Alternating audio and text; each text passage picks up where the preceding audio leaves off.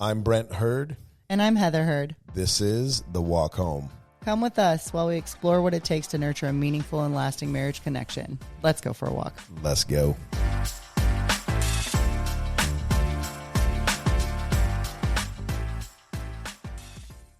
We are less than an hour from the astrological new year. Everybody has been in, it's termed the snake year, and it's actually true. What that means is that everybody has been going through a real shedding, like a shedding of the skin that was never yours, and that is ending like today, March 20th. Shedding what was never yours, or just shedding who you've been?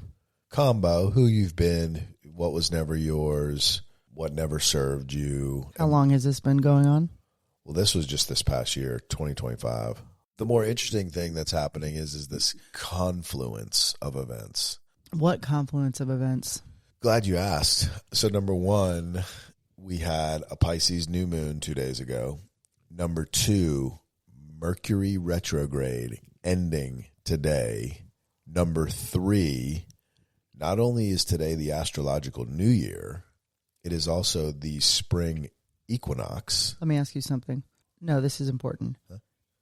Does a Mercury retrograde usually fall at a spring, fall, winter equinox or the astrological new year? So this is unusual? Massively, which is why everybody has had such a week of events. And that woman was sitting in the street asking to be run over by a car. Yeah. And people were snapping. Yeah, I mean, I could go through, probably so many events that happened this past week. It's been a squirrely week. It's been squirrely on every level. It's been squirrely for a minute. How long have we been in retrograde? Since the beginning of March. End of February. I mean, it's been a good month, I mean, what did I locked my keys in the car yesterday. Hadn't done that in, I can't remember how long. I got a bad hair weave installed. Oh, yes, but that has really uprooted a lot in your life, I mean, you pay a lot of money to get something like a weave, and if it's the wrong color and it doesn't blend with your normal hair, you look pretty foolish. Yep. We had some other stuff go down. Major other stuff. We had like a procedure with my oldest son. Yep. Followed by an important meeting at his school. Yep. Are we allowed to talk specifics on this podcast? This is our podcast. My son is a 2 in English. I don't care. No, because by the time someone listens to this, he won't have a 2 anymore, but it's almost funny. A 2, not a 20, not a 22, not a 62 or 72, just a 2. I want to get specific because I actually think it could help a lot of people. Well, just do it. Okay. I mean, I don't think we should hold back. People should know we have a lot of kids with a lot of different issues, but that's life. Everybody's got a different struggle, and that's right. We have different struggles intersecting with different struggles intersecting with different struggles because it's like a Venn diagram of people here. That's right. So, I think we've talked about our individual pasts and history, and as everyone knows, Heather went through a divorce, and then subsequently her ex-husband passed away. And he passed away when these boys were young. And as you can imagine, that can cause all kinds of challenges for any children, any children who loses a parent. You lose a foundational part of yourself. And I came into their life, I don't know, maybe a year ago now-ish. But, prior to me, they've had a really strong influence from Heather's dad, who has really kind of attempted to fill the gap in helping these boys. Because I guess what I'm just trying to say is there's this very clear signal that, boys specifically deeply need this foundational element of a father, because the father figure is, they need both.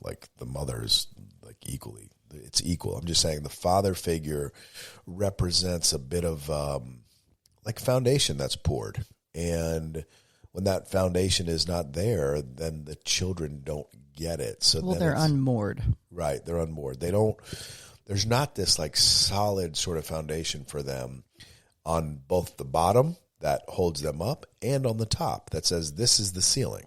Society shows kids a lot about your dad, and like they're seeing that their whole life, and then to not have that, it's just a deep hole. Yeah. And yes, my dad has filled that hole. Yes, 1,000% and more. Like my dad's been totally a better father than some actual fathers are to their kids. Well, he's an awesome dude. But he's been still, they lost their biological father, and that's a gaping wound. It's something that won't be filled. Which, quite honestly, you know, for me coming into this, feeling the way that I feel about you and our relationship, you know, obviously, I never really sat and sort of pondered, well, what does that look like for me to come in and become, you know, this male, you know, figure for these boys? Not their dad. I'll never be their dad. But a male figure that loves them and that cares for them and that wants to help guide them. And, you know, as you know, I mean, you know, a big part of my life has been my boys. You know, I mean, I had a podcast called The Awakened Dad. I mean, you know. In which you said you felt like you were always meant to be a father to many, which is pretty cool looking on it now. It is, because what I realize in this situation is just how naturally it comes to me. Mm-hmm. And I don't have to think, and I don't have to, you know, it's very instinctual in the sense of, you know, what they need, what they don't need. You really have to you got to create relationship in order to guide someone. You know, a lot of times what happens is anyone, people, teachers, fathers, they'll just come in and just bark orders. And it's like, and just with the expectation that, hey, you need to listen to me because I'm the adult. And yes, in some cases that's true.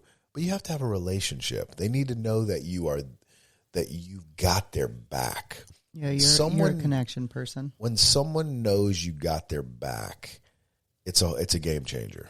And so for me and these boys, it's like they got to understand that, like, I got their back. This ain't a temporary thing. This ain't a short-term thing. It's like I'm the kind of guy when I lock in, I'm in. But it takes some time. It takes time because you know you're not going anywhere, but only time will show them that you're actually not going anywhere. Right. People say things, but it's just repetition and stability and the structure of you being here day in and day out. Showing up, you show up for them. There's no shortage of you to go around. Like you could have 50 children because your heart is big enough to support a connection with as many people as will let you have a connection with them. Right. Friends, family, children. That's a special thing about you. You could be a father to so many or a mentor to so many. Like that's probably your calling, is to just be a positive influence on people, you know, people that are hurt and have holes to fill. Yeah. It's the kids to me that are the real big piece of the puzzle. Kids need support, man. And the reason kids need support is because as parents, and I get it, like you just get in a rhythm and, you know, you kind of, you don't forget about your kids, but like they're with you. But like in some cases, you just kind of going through the motions. You miss the connection. Interestingly enough, coming in this role with them, like I see them a little bit differently. I see them. I really do. I see them differently, I'm sure, than you see them, than, you know, other people in their life. I miss the connection with them a lot of the time because it's like, get in the car, get your stuff. Yeah. Let's go. What do you want for dinner? Clean up after yourself. You know, but you really make a point of being present enough to maintain the emotional connection, because you're right. Nothing else can work without that being established. Well, I think the core of it all is boys and girls, but I don't know why, you know, because what we know, it's what you know. Yeah, it's what I know. Like boys need to feel loved. Do you know what I mean? Like loved. Some dads my age never felt that love from their dads. So it's hard for them to replicate that, you know, with their kids. And the thing that I walked out of my childhood was, and by the way, it was dysfunctional, don't get me wrong, but I walked out with a lot of love, a ton of love in me. And I think that love was the thing that has always carried me through the hardship, through the most difficult parts of my life. And so I think that me knowing that inside is what drives me to give it. It's like, you know, you just want them to feel deep, deep love. It's funny that you said you were loved really well as a child, and you have carried that with you, and you're able to give it. But that does not mean that there wasn't dysfunction. And same with me. I had an incredible life growing up, and there was no shortage of love and support. But there was a lot of volatility and dysfunction in the way that people probably didn't communicate healthily. That's something I feel like you and I are both trying to change, because we also came from two marriages where there was dysfunction in communication and relationship. Big time. Yeah. So we're trying to establish and we are two people with like tempers and who have had, volatile, angry situations in the past. We're trying to establish something different here. No doubt. Like a peaceful way, a new way. Yeah, that's right. That's right. And look, you'll see a lot of stuff, and you see stuff on social media. Everybody's on social media, and it's like, just love your child and just tell them the positive things they've done. Don't talk about the negative. Well, it's like, okay, come into my real life and live with me every day. And meaning these boys, all children, they need to feel loved, but they also need structure. They need discipline. They need a goal to focus on. My biggest thing, and you know this, I don't know if I'd call it a fear. I kind of look at it the other way. I feel like my number one job is to move all of my kids out into the world, into a successful life. What does successful life mean? Supporting themselves financially, paying their own bills, living on their own, budgeting their money, paying their taxes, like living right, living in integrity. And let me tell you something. So I've made every mistake you could possibly make as it pertains to finances, I have made, across the board, I've made mistakes. The only reason I can tell these kids what the right way to go is because of how many mistakes I've made along the way. And by the way, society looks at mistakes as the worst thing. Guess what? The people who are successful are literally standing on a pile of failures. It's the only reason they're successful. Yeah, the people who got successful or, like quick win or whatever it may be, very lucky. Most people, they've failed so many times. Their success is because they're standing on all those failures. That's how they've learned. Because they kept getting up. Because they kept getting up. And that's really what it's about. It's like you're going to get knocked down. You're going to get kicked in the teeth. So my question is, what happens when you get kicked in the teeth? You going to get back up? Right. And that's the best thing you can model for your kids is resilience. That's right. A friend of mine said something about raising a child, and she was like, I can't remember who it was, but she was like, you're building a ship. And when they turn 18, you push them out into the water, and they're either going to like sink or float. Yep. But I think she was trying to encourage me because she was saying that I'd like do too much for my kids. I clean up after them and make excuses. And that's true. They've been through a lot. And I'm like, oh, I just want to make them happy and comfortable. Right. So yeah. So then I've been doing them a disservice because I'm not building the hull of their ship strong so that they do float. I'm just like, oh, by the way, you're a ship and you're not quite finished being built, but good luck. And then they sink, Yeah. So I have to spend this last really like year and a half with Sully reinforcing the fact that he is his own ship. That's right. There can't be holes in the hull. No.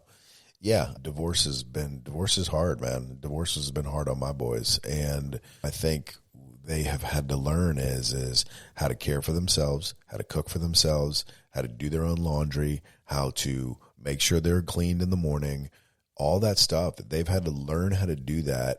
And now they do it. I mean, Sammy operates the way he operates. He's like a whole ship. Dylan does his own laundry. Like, that's facts. Brody still, I was actually like you when I was. In this house, we're building ships. No, I know, but I was like you. It was my ex-wife who was much more like, no. You kind of got to be hard on them so they know how to be when they go out into the world. I was kind of doted on as a kid. I really wasn't given that skill. And the truth is what I have learned through all of this is that the greatest skill we can give our kids is how to take care of themselves on their own, cook for themselves, clean themselves, move things forward every day, because that's what the real world is Give about. them a list of responsibilities. I'm so bad about that. Like, I had to set the table growing up, but like my brother was mowing the lawn, doing all sorts of stuff. Like my kids here in this home, I mean, plus Brody, they don't really have like set chores, and they should. Yep. Yeah, because, one of the things I've read so many times is that the kids who had to do chores when they were growing up, like, it gave them a level of confidence, because they're like, yeah, of course it does. I can do this. Oh, no, where we started with was where you were, because when you where you floated off to, where you were floating out to Neptune, kind of disassociation. And yesterday. Is Neptune the planet of disassociation? It's kind of the planet of fog-ish, type of thing. I'd be staying on Neptune. I know. Just Neptune be staying on you. Yes. I'm like in a fog a lot. That's my biggest problem, is staying connected and present, because I do sometimes the overwhelm, not like the overwhelm of to-do list, but just the emotional overwhelm of the heaviness of each relationship I have, whether it be with my parents or my children or with you or with friends or with, clients, whatever. Like there's like a weight of existence that sometimes I just kind of float off. Yeah. That's my work. How do I stay connected and present? Neptune for you is in the 7th house. That's the relationship house. So that means that part of you kind of like you kind of do disassociate a little bit. I'd kind of have to look at this a little bit more, but like, there is part of you that when things kind of get a bit, it's almost like, it's kind of like what you were saying earlier. It's like, when like we start getting into like emotional deep stuff, like there's times where you like kind of want to go to sleep. I do. Yeah. After therapy, I would always have to take a therapy nap. Yeah. It's so heavy and like trying to access directly something super emotional. I have to, like, my brain needs a like rest. It needs like a bath. Yeah. And that's good to know. And then, for someone like me who it's like that energizes. Life me. Is therapy. So, so to me, that's a drain. Yeah, deep drain. I'm like, let's go deep. And it literally gives me juice. My gosh, huge drain. So like, how do we in a relationship with each other, how do you keep from draining me completely whilst I keep fueling? There's got to be like a good mid ground. Well, the interesting thing is that there's times where when me and you do go deep, but it doesn't have to do with us, we vibe. Like, personally, that's draining for me. When the deep happens in terms of, and I'm like, hey, well, like, maybe this has to do with this thing and your childhood and da-da-da, you start to go to sleep. But when I'm like, hey, look, Dylan's kind of having this situation and I think it's connected to blah, blah, blah, you'll jump in and you'll vibe with me. Yeah. But when it's about you or us, you're like, I'm out. It's hard to look at yourself and your personal pain and your, I don't want to say like trauma, but I mean, it's hard. That's what you do. If you've got a painful experience or just an experience in general, you've got to disassociate from it to move forward, or else you'll just be like, you can't, it's hard to live with things in the foreground. So you have to put them in boxes in the closet in your mind and move forward and like unearthing things and like dealing with them. That's what therapy's for. And that's why you have to take a nap after therapy. So my belief on all that is what you are talking about is the most important work of everyone's life, whether they want to do it or not. Because most people are like you. They're like, but I've done a lot of that work. I know you have. I did like EMDR. Yeah, I know. Is that what that is? EMDR? Yeah. No, I know. But I mean, like, it's a concept. It's not like, see, some people are like, oh, I'm going to do the work and then I'm good. That's not how it works. It's like the work is your life. It's part of your deal, because every new experience in your life brings up other unconscious things in your psyche. This relationship is going to bring up unconscious things in your psyche.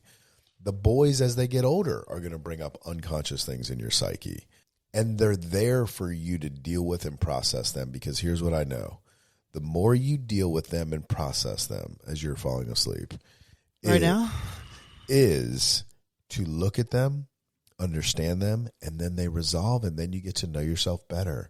That's really, to me, what the walk home is about, is getting to know yourself better. So when you die or you're on your deathbed, you've gone through this experience where you have full understanding of yourself. Or you've peeled your whole onion. And I don't even think anybody actually gets to the whole onion. I think it's an ongoing process. I mean, I understand myself more now that you study people and you study me. So you've helped me understand me by understanding me and saying, hey, this is the way you are. And a lot of it has to do with astrology. And it actually makes more sense to me now because you're like, these are your houses, these are your planets. You're a math equation. Along with intuition. Right. You're not a math equation, but like, it is a comfort to know that there's order in the chaos of, I feel like an emotional hurricane. It creates order, astrology. Yeah. And that is exactly what it did for me because no one had the tools when I was growing up to help me understand me. And that was really my biggest, I would say, issue wound was just, I remember I was 18 years old in college. I had no idea who I was. And I'd meet people and I'd be like, why does that person stand so kind of confident in themselves? Not like in an ego way, but just like people I knew. This one dude who I went to college with, I was like, dude, how do you know who you are, man? But I never knew I was thinking that, but that was kind of the question I was asking. Did he have like Mars in his first house? I don't really know, but I'd like to know. But I bet he did. Who has Mars in his first house? Sammy. Saturn in his first house. I want Saturn in his first house is what gives someone incredible discipline. I want you to do the episode that explains each house and each planet. We can do it right now. Should we? What time is it? This could be easily. We could totally do it. We're not going to exercise before I go to work, by the way. We could totally do it because it's probably exactly tied to the astrological new year. Okay. So pivot. That what we've just said has been part of a different episode, right? We could connect in here, and we could all have led up to this one. And all right. So astrological new year. Which is kind of cool to do it on astrological in 15 new year. minutes. Yeah. I love this. Mercury leaves retrograde. Thank God, because all sorts of squirrely stuff's been happening. Yep. On this episode, Brent is going to break it down for everybody. What all the houses are, what the planets mean when they're in a certain house. It's just going to be like astrology for beginners, astrology for dummies. Great. This is the episode you refer back to. Yeah, astrology for dummies. And you're going to ask me questions as I go. Exactly, because I'm still a newbie student. Totally. So I'm always like, wait, what does that mean? All right, here we go. So I'll start it with a little bit of background, which was I had zero knowledge of this stuff. When I left Twitter after, 20 plus years. What year was this? This was 2015. I had opened the Twitter offices in Atlanta in 2010. I had worked for AOL before, Yahoo before, and a couple other startups. I had a nickel for every time I've heard this. This is like our first date. On our first date, he was like, we met at the river. Hold on. God. We have to say we met at the river. And he like starts jogging towards me. And the first thing he says, because we were on the phone, he's like, you see my titties bouncing? And I was like, this guy's funny. I don't know if that's going to be in the thing. Yeah, well, that's funny. Weird. That's funny. Okay. Okay. And then we start walking. And he's like, all right, anyway. And he like proceeds with his entire LinkedIn history, like from the beginning. So ego. And I was like, I don't even but have a career story to tell like this. But this gives such good clarity because it's like my whole life. That's so funny. There's a red cardinal right behind us. That's my dad. Your dad. My whole life, all I ever thought was that my career was the value of me. That's all I ever thought. Hey, let me tell you about me anyway. On was. On LinkedIn. It was all started with. Totally. It all started with. He really did talk for about 45 minutes about his complete work history. So lame. I'm so sorry I did. It's okay. I hung in, and then I was like, I'm gonna go hang around in this swamp. There's like a LinkedIn history. There's a cool turtle. And he was like, oh. I was like, I like you. Yeah, and I was like, your LinkedIn story was really cool. Okay. All right. Back to astrology. Okay. So left Twitter, and what had happened was I resigned. I didn't resign. I had signed to take a job with a healthcare startup called ShareCare. And my new boss was this guy, Jeff Arnold, who is this he started WebMD. I am moving more ego. Boom, boom, boom. I signed the papers on Thursday. Sunday morning, my mom and dad are in town. I woke up and I had like a little weird stomach ache. I was like, this is, I just felt like, maybe it was the wine from the night before. This is when I was drinking. but it got worse and worse like every hour. By 1:00, my mom took me to the emergency room. Emergency appendectomy that day. Proceeded to go through what I call a dark night of the soul, which is like a complete identity shift. It was like full left turn.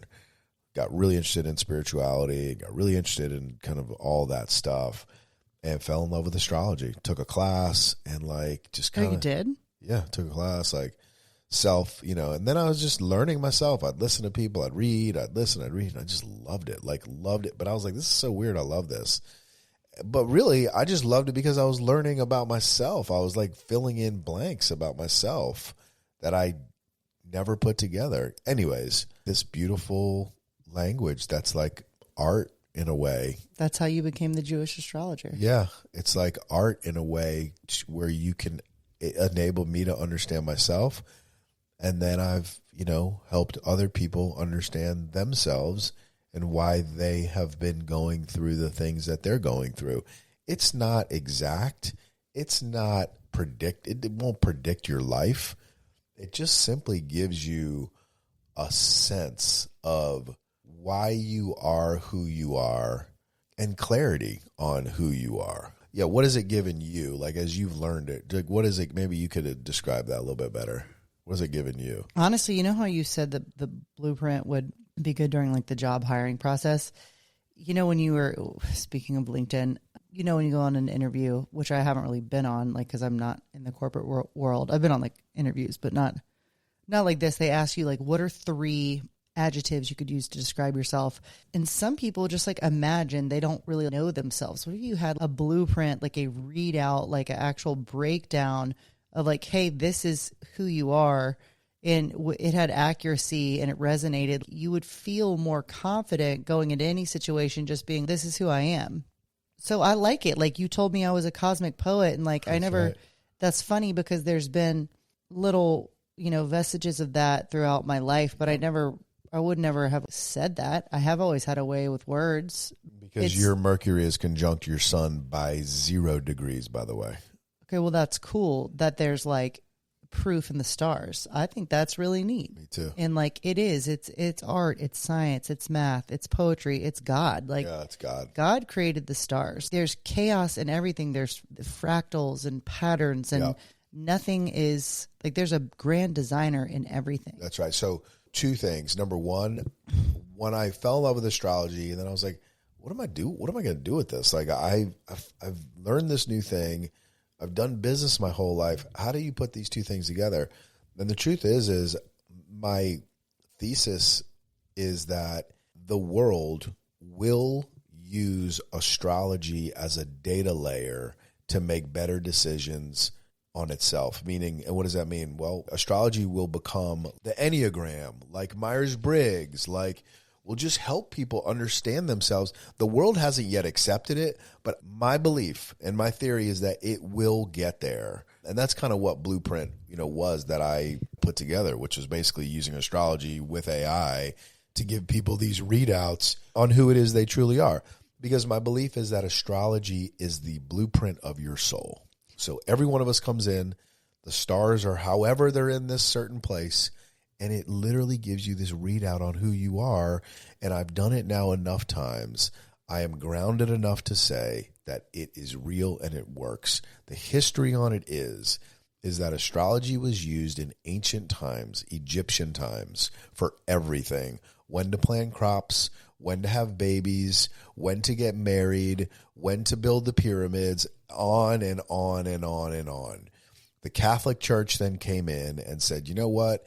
Everybody's giving their money to the astrologers. We want the money. We're going to burn the books and we're going to kill the astrologers. And that's why it went away. And then slowly but surely it came back because people in certain corners of the earth started to bring it back. And now, after COVID hit, if you go look at it, I put a presentation together in 2018 and I was like, astrology is about to go crazy again. And now look at astrology, it's everywhere. It's on the Today Show. It's in People magazine. It's on billboards. Advertisers are now using it. Go look back 5 years ago before COVID. Not many people were talking about astrology. Of course, they wanted to demonize it because it gave people power and insight, and the powers that be want people to stay dumb and stay sheep. You need other things that only we can give you. That's right. And so, you know what? This is cool because we're bringing this back around full circle. This podcast is about God and astrology, and two things can be true. There's nothing that's taboo here anymore. No, it's not. Because basically what I think is when people can actually learn it, and hopefully they can learn some of it here, you can take it and it's yours. And I'm going to tell people like where to go and how to plug stuff in to really start to learn about themselves, because it should be shared holistically. Everyone should understand it for themselves, for their families, for friends. It should be part of the school curriculum. It's really, I mean, honestly, it's really cool stuff. Like there's many teachers in some of the kids' schools that like talk about astrology. You should talk about God in school, and you should talk about astrology in the new school. No doubt. Everything's going to be different in like 100 years. I know, or if less. The world's still here. Or less.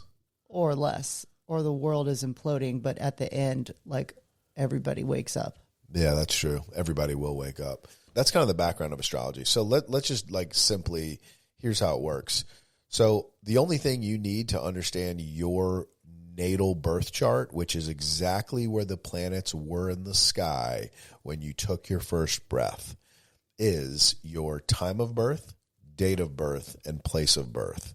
The reason that the exact time is so important is because your ascendant sign, your rising sign, changes every 2 minutes. So you have to have an exact time to understand your rising, and I'll talk about what that means. Let me ask you this. Okay. I know you haven't started yet. Yep.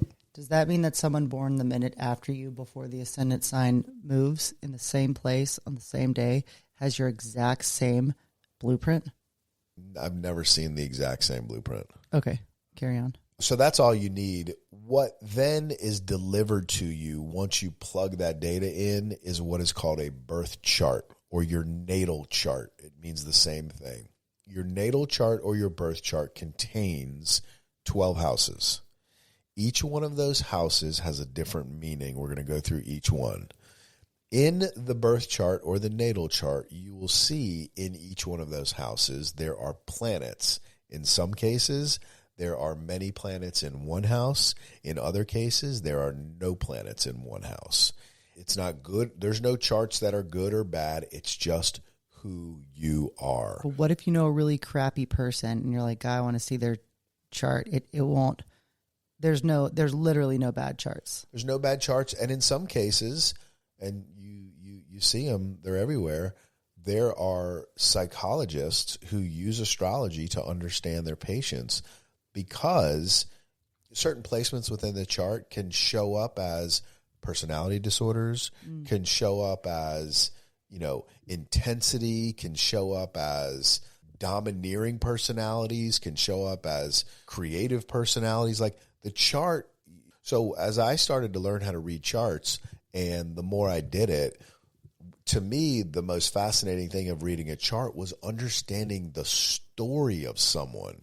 And so there was always, what would happen is when I would read people's charts is this story would pop out.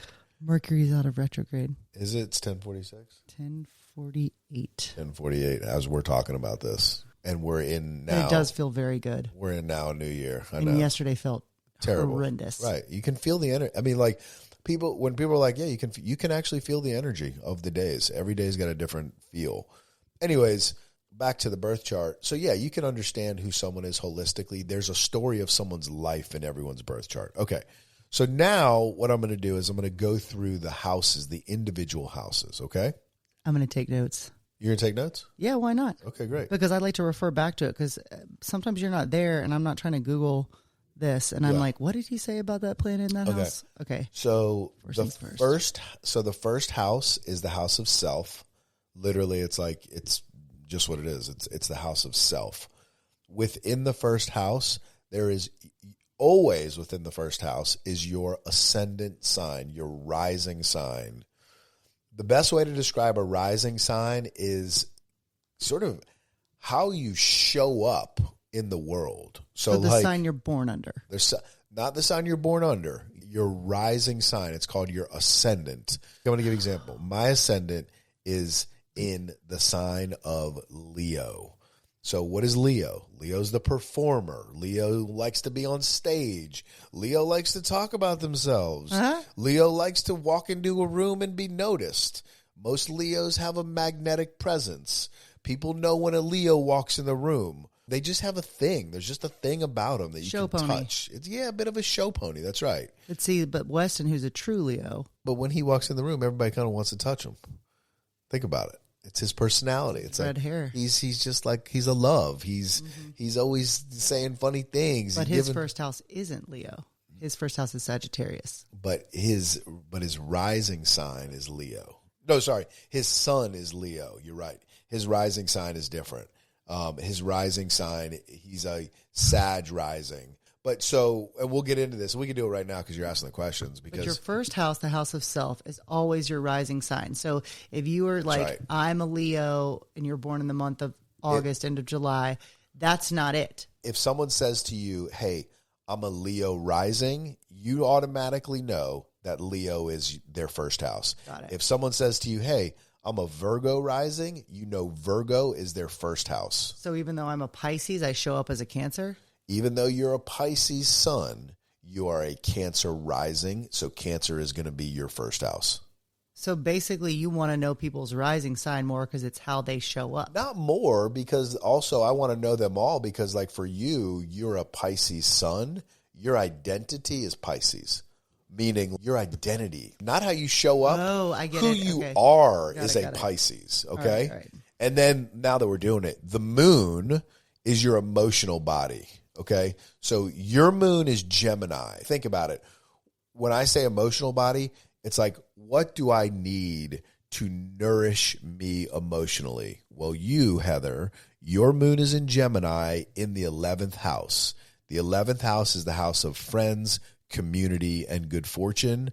Your moon sign is in Gemini, which is very active, mentally active, movement. But remember, it's your moon. So what do you need to emotionally nourish you? What you need is friends, community, and good fortune. What do you have a whole lot of? Friends and community. It nourishes you. My moon is in the 9th house, which is the house of spirituality. What nourishes me? Astrology, spirituality, faith. That nourishes me emotionally. Your Aries is in your 9th house too? Yeah, but when I'm off, when I'm like in a bad space and I go back to astrology or spirituality or faith, I feel better. Okay? When you're off, you need to be around friends. That's true. Right. That's so true. I know it is. It's where anybody's moon sign is. If you can figure out where your moon sign is and you're having a bad day or you're off or you're in a bad place and you know where your moon sign is, that's what will nourish you. You got to understand what the house is as well. So let me go back through the houses. Sorry, I won't interrupt because now I feel like anyone who's listening is probably deeply confused. Probably, but we're going to circle back on this stuff. So it's okay. First house, house of self, rising signs always in the first house. Correct. Second house, house of money, assets. Second house. Okay. We'll just leave that. And what if someone has no planets in their second house, might they be very poor? No, every house is going to be governed by a sign. So I'll just use mine. My second house is governed by Libra. Okay. Third house, house of communication, house of siblings, how you communicate and what is the situation with your siblings. Fourth house, house of family, foundation, literally the root system of your chart. My fourth house is Scorpio, very deep, very kind of underworld-ish. Fourth house, if I look at somebody's fourth house, this is probably good for people too. I can understand what your childhood was like. Fifth house, house of creativity, house of children, and house of self-expression. It's also the house of sexuality or sexual. The only reason that's the case is because that's your creative house. It's the same subject. House of creation is the fifth house. Fifth house, creation, because you think children, creation, you think self-expression, creation. Fifth house, creation. That's exactly right. Sixth house is the house of health and daily habits. Isn't my Mars in my sixth house? Yes, your Mars is conjunct Uranus in your sixth house, meaning what is Mars? energy, action. What is Uranus? Sudden, shocking. Oh, dang. So, in your daily life, So I just you show all up. of a sudden I'm like, I'm going to the gym. Yeah, you have to kind of be like, it's almost like pivot impulse. Yeah, you have to be. It's like it's your personality. It is you. I know my mom's always like, we can't all fly by the seat of our pants. That's like my blueprint. It's just who you are. It's not a bad thing. And by the way, see, this is why you never judge someone, because everybody is so very different. It's who they are. They didn't choose it. It's literally how you're made up. You would die if your days had to be exactly the same 7 days a week, 365 days a year. You couldn't survive it. Or if someone was like, here's an itinerary, I would be like, I'm burning it. Correct. Like when I told you I did a run a show for your party, you were like, throw up. And I saw it in your face, and I immediately was like, Mars conjunct Uranus, 6th house. I was like, that's so icky. Yeah, exactly. Because that's how I see it. Like 8:45, music softens. Yeah, you were like, seriously, give me the toilet. I was like, burn it. Yeah, burn it. Rip it up. You called Jenna. You were like, did you mom, know he did a run of show? What? I mean, this is like my mom loves to make a plan, and I'm like, please don't use the word plan around me. Plans are subject to change. We stay real liquid, real fluid around here. Yeah, but also there's a reason that you are the way you are, and that your mom is the way she is, and that you are in each other's lives. There are lessons to be learned because you guys are so different, and your mother-daughter. So we can get into this, but this will go deep into the chasm. So the 5th house is hold on, wait. Yeah. Self-expression, creativity, sexuality, children. Yep. Got it. 6th house. Wait, you just said it. Let's see if I can remember. Oh, daily activities. Daily habits. Yep. And health. What does Sammy have in the 6th house?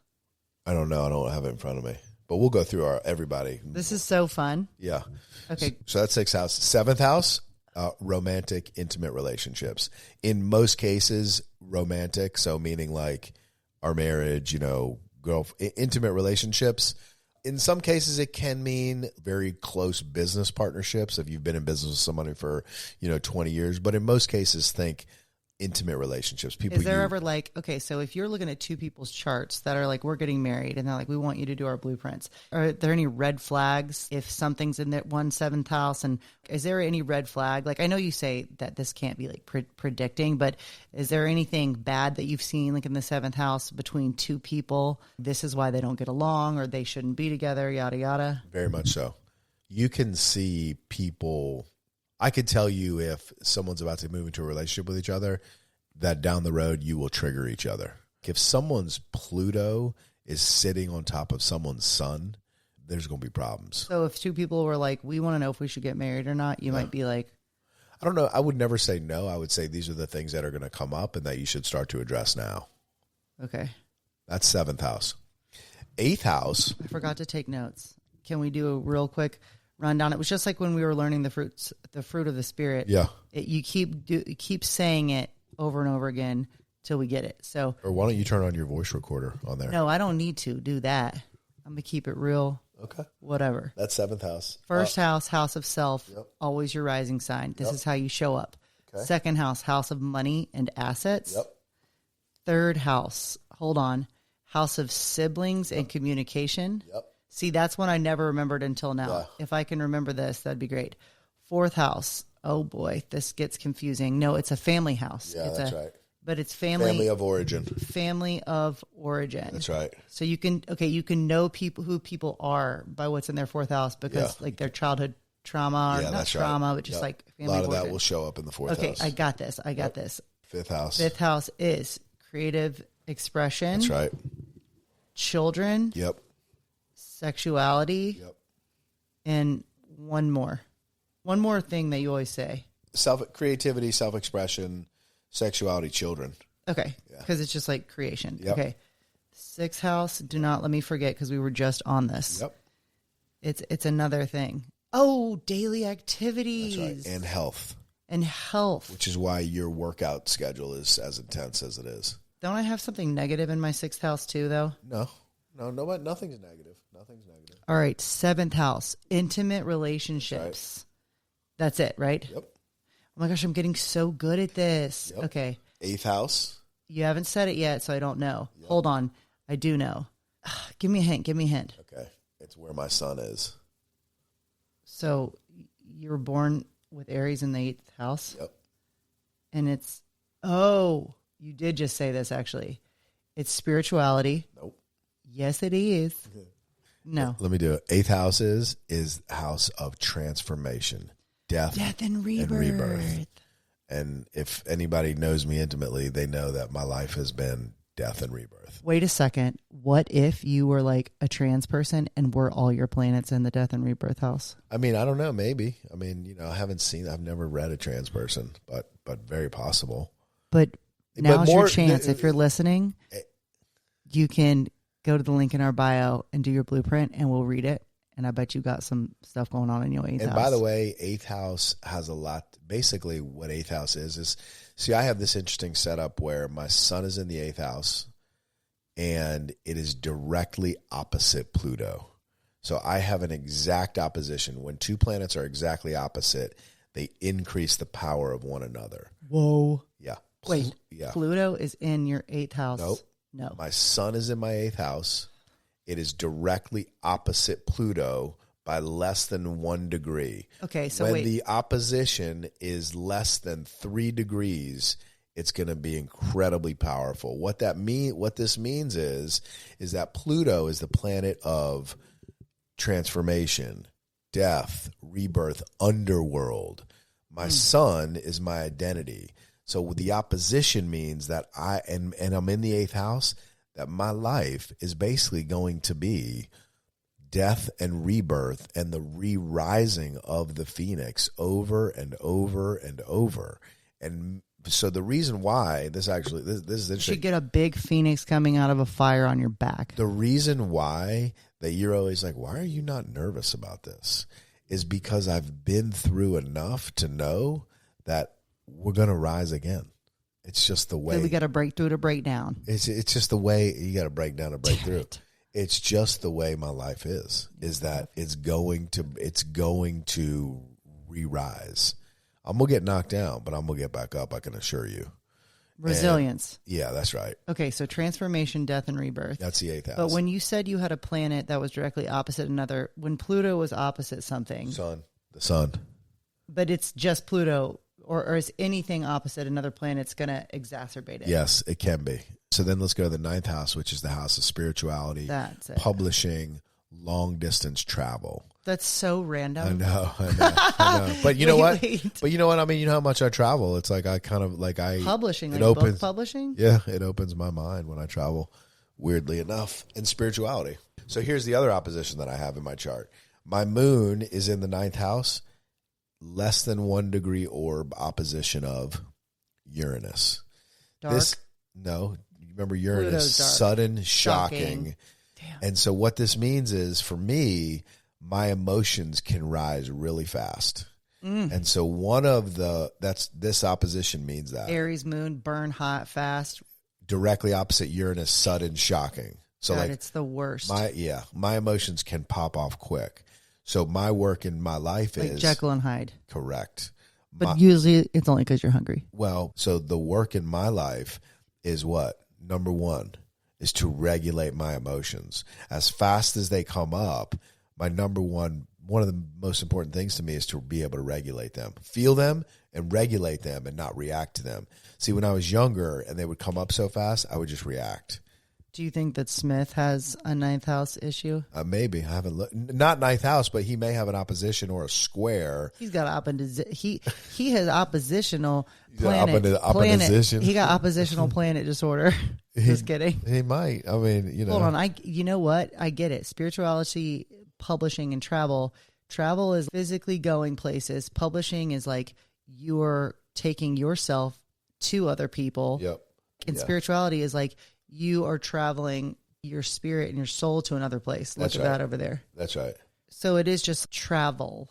Yeah, travel in general. Spiritual, physical, emotional. Yeah, and travel. you can look at that because, I think astrology also, astrology is this science, but it's like the human beings interpret it.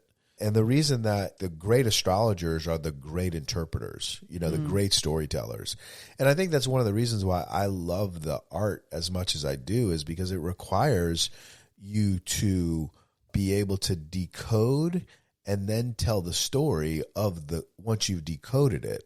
And to me, like, that's just the challenge of that alone has been so fascinating. It's actually like quickly becoming one of my favorite things. Yeah, it's such a cool thing when you really understand it, but you got to be open. Well, the people that are like astrology, no, they're being ignorant. Well, let me tell you something. When we lived in one of my old neighborhoods, our next door neighbor like saw that I had done the Awakened Dad, and I'd interviewed some astrologers, and she wrote me a letter, and she was like, "Hey, I just want you to know you need to be real careful about loving and worshiping astrology the way that you do."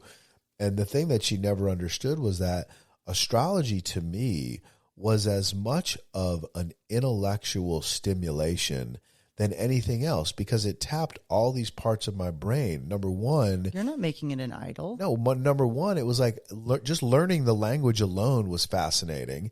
Enabling me to understand me through it was fascinating.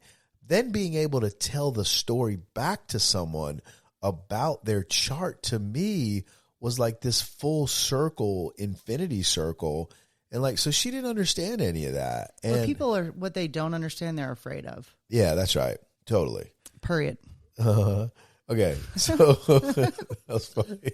That laugh. It was like a little tiger. Oh, okay. So now that was the 10th. Did I do 10th? No. And I was just thinking to myself, Okay. I don't know what the 10th house is. Okay, Do you think I do? Well, it's cool because your sun is in your 10th house. Huh? So Yeah. Pisces? You have a Pisces sun in the 10th house. 10th house is career. Okay. Yeah. So the 10th Okay, house twin. is your public reputation and career. I can look really quickly at someone's 10th house, and if I see a lot of planets, I'll be able to tell them very quickly, like, you're gonna. Smith has a good 10th Yeah, he's house. gonna have a big career. So does Weston.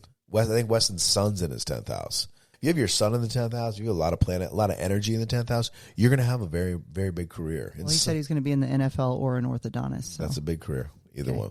So that's 10th house. 11th house. You talk about this one a lot. Yeah, because this is where your moon is. What? Friends, community, good fortune. So Heather's moon is in the 11th house. You know what? I do win a lot of tickets on the radio. It's good. I mean, that's your good I'm fortune. just like insanely randomly lucky. She's very lucky, and she has an unbelievably so many friends. Sometimes you're like, another friend? You could never have too many friends. There's Like- room for everybody. Exactly. So that feeds her, that nourishes her. Why? Because her moon's in the 11th house in Gemini, by the way. Yeah, Just kidding. exactly. So that's the 11th house. Okay. 12th house is my favorite. I know. House of secrets House- and hidden yeah. stuff. So the 12th house is the house of hidden, kind of like things you can't see. And when I see a lot of planets in the 12th house, I know a couple things are true. Usually, number one, that there's been a lot of trauma in someone's life, early life usually.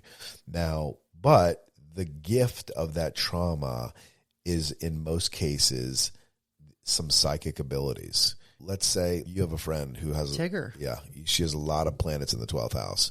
So immediately I would want to ask that person, tell me about your childhood. In most cases, the childhood was very difficult. It's weird because it's like the other side of a difficult childhood is a deep psychic understanding of people, things. She does. And in some She really cases, does. it's like a psychic ability.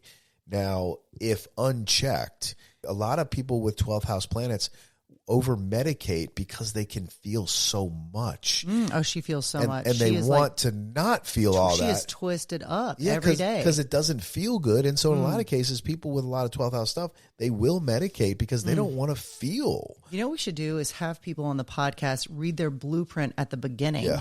and then discuss how Yeah. does this land. I'd love to. I mean, that's always what I've wanted to do.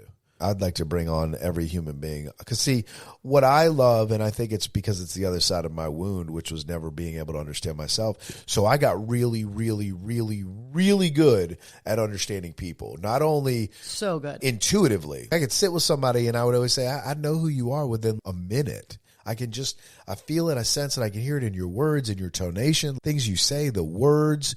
But then when I have astrology, it's like now I can see it with science and data that who I think you are actually is who you are. So I've always wanted to do this thing to bring people to me and sit with them for like 30 minutes and talk to them and then bring up the chart and it show me what I've just said you are from an intuitive place. So I want to do that big time. This is why when I first started talking to you, even though I'd like known you like acquaintance for 10 years, I was like, I trust this guy. He is like so in tune.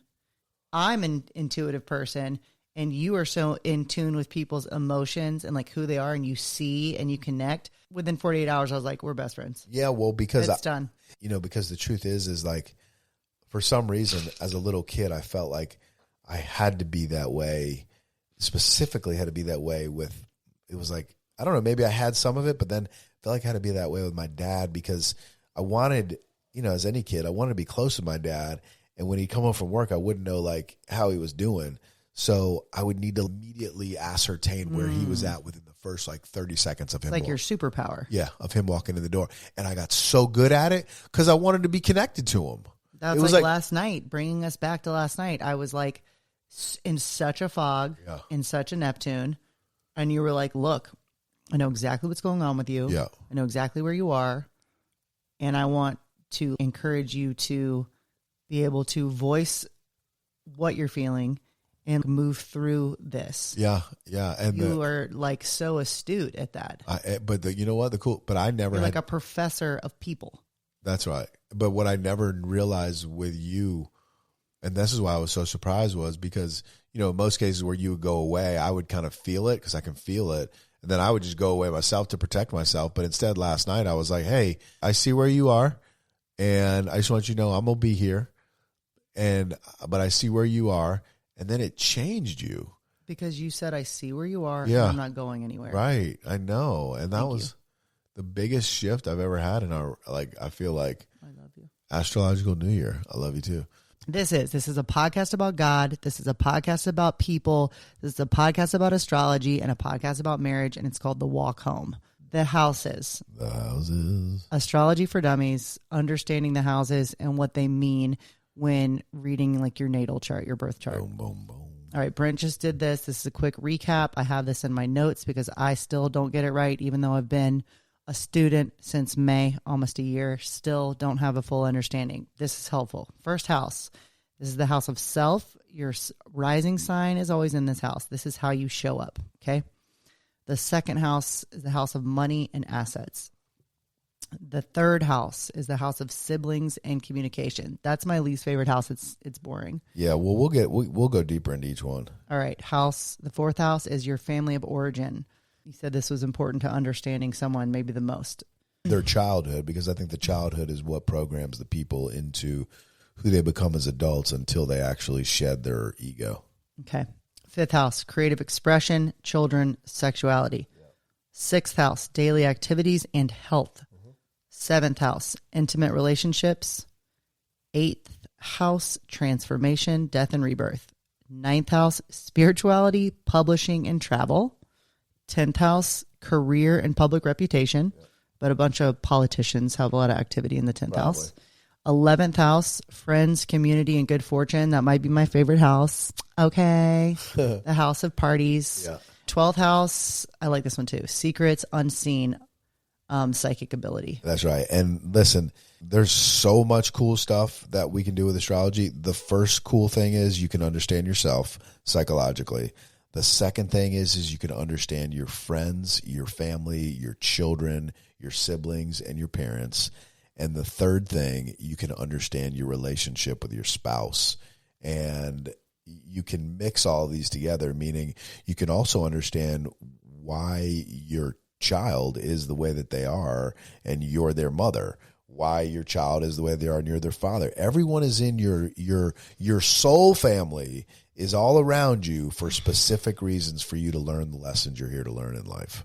This was like my favorite episode by far. It is March 20th, the vernal equinox. Mercury's out of retrograde. Yep. It is the astral new year. Yep. Let's go get this bread. And it's a Friday, homie. This is Brent and Heather Hurd, The Walk Home. Thanks for walking with us. I love you, sweetie. I love you. See you next time. Bye.